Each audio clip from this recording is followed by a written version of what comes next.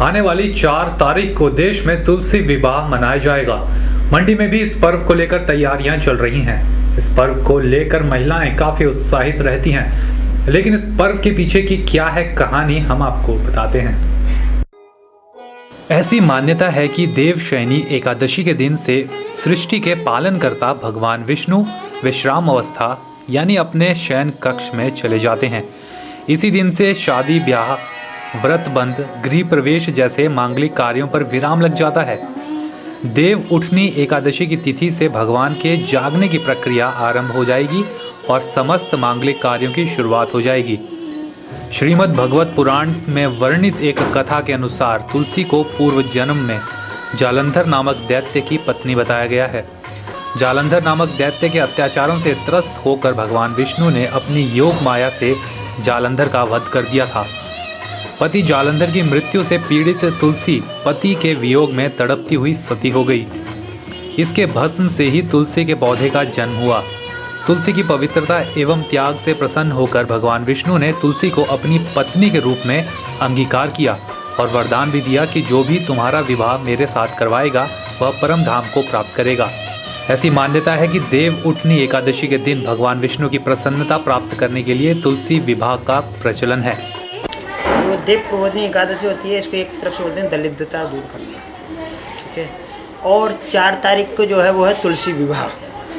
तो तुलसी विवाह से पहले ये देव प्रबोधिनी एकादशी। तुलसी विवाह क्यों मनाया गया? तुलसी विवाह इसलिए, जैसे कि तुलसी जी की शादी हुई थी, किससे हुई थी? हुई थी शालिग्राम से। शालिग्राम से तुलसी जी की शादी हुई थी। तो वो दिन जो है हमारा 4 तारीख का है। तुलसी विवाह का दिन जो है 4 तारीख का है। और तुलसी जो है राधा कृष्ण जी को भी प्यारी है, हनुमान जी को भी प्यारी है। जब तक राम जी को और इनको सबको तुलसी डाल के भोग नहीं लगता तब तक भोग स्वीकार नहीं करता है। देखिए, हनुमान जी जब सीता माता से जब भोजन पा रहे थे तो पाते पाते उन्होंने सब भोजन ख़त्म कर दिया। तो माता सीता बोली राम जी से कि प्रभु भोजन सब समाप्त हो गया और हनुमान अभी। तो राम जी ने उनको एक ही उत्तर दिया, हे सीते, आप एक तुलसी का पत्ता लेके जाइए, हनुमान को दीजिए। तो वो एक पत्ता तुलसी का हनुमान को दिया, तो उसी में हनुमान का पूरा भोजन। तो तुलसी की मान्यता बहुत है। तुलसी को हम पूजा में भी यूज करते हैं, चरणामृत्यु बनाते हैं। किसी की मृत्यु होती है उसमें भी तुलसी की ज़रूरत पड़ती है। कोई शुभ कार्य करते हैं उसमें भी तुलसी की ज़रूरत पड़ती है। तो ये तुलसी से पहले ये प्रबोधिनी एकादशी का भी व्रत किया जाता है। तो प्रबोधिनी एकादशी जो है साल में एक बार आती है। तो इसी का सब हमारी जो भी स्वागल माताएँ हैं, बहनें, वो इसको व्रत करती हैं। मंडी की गलियों चौराहों पर इन दिनों आपको तुलसी विवाह की रस्म से संबंधित सामान बेचते लोग दिख जाएंगे। इस पर्व को लेकर महिलाएं भी काफी उत्साहित नजर आ रही हैं।